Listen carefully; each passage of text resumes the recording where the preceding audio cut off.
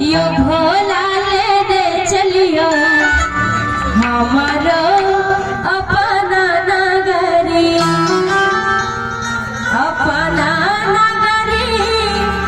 हो कैलाशपुरी अपना नगरी हो कैलाशपुरी यो बाबा यो बाबा यो बाबा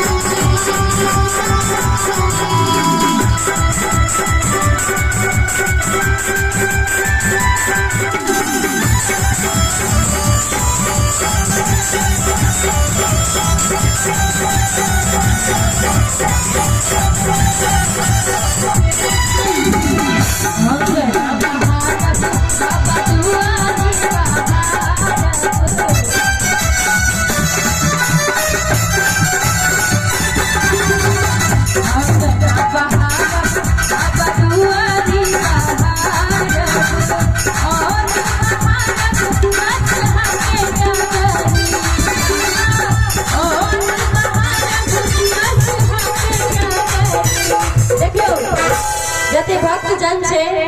सब कोई चाहे छे कि काश भगवान के हम देखा पैती से कही छे और सब कोई जते भी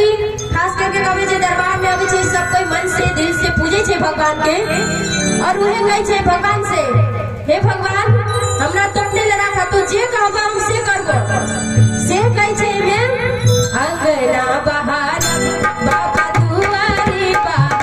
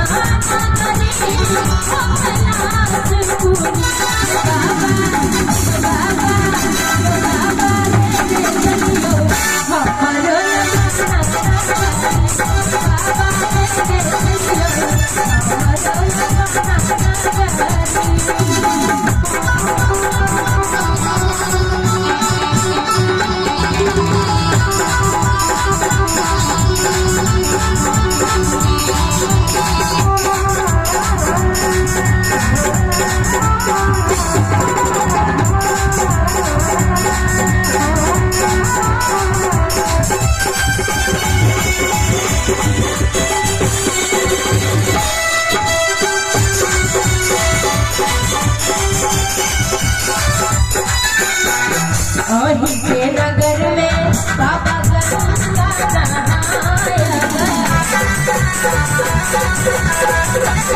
नहाया